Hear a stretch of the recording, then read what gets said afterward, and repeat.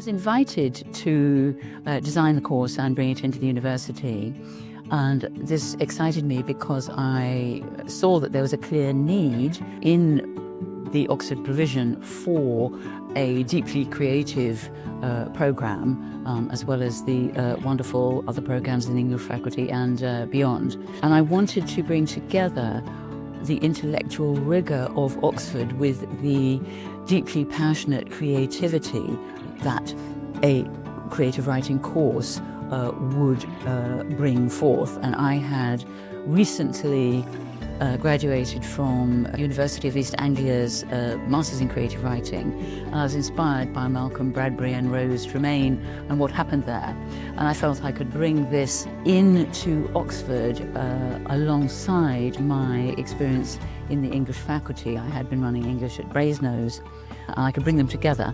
And being invited to start off this course was a wonderful opportunity to do so.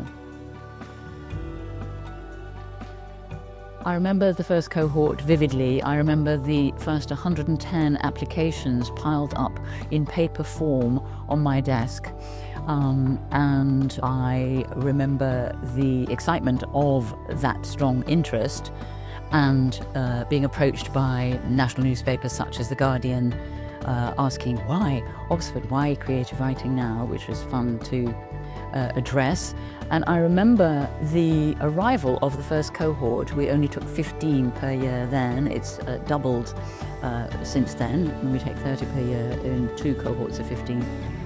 And I remember the very eager but uncertain first cohort. All of us were stepping into the relatively unknown. It was a new venture for us. It was a new venture for them. And it was marvellous to embark on that together.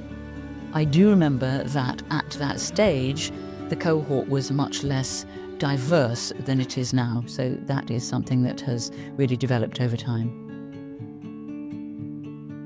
It's twice the size in terms of the number of students per year.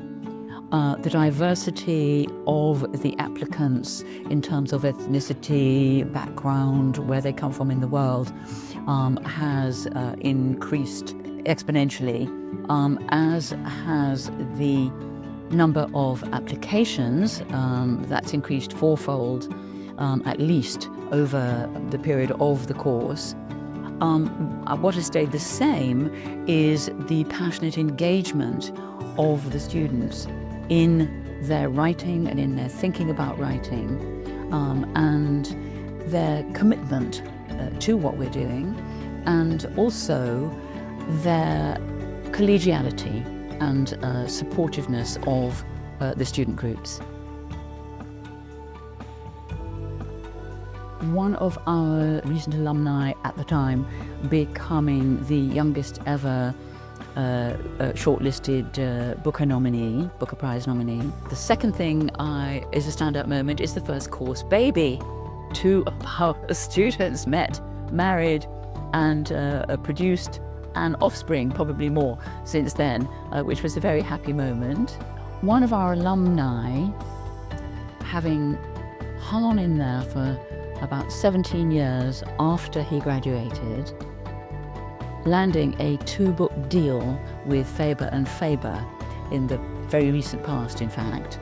And that was a wonderful moment. There are many standout moments, but those 3 swim to the surface. I see it, I hope, going from strength to strength.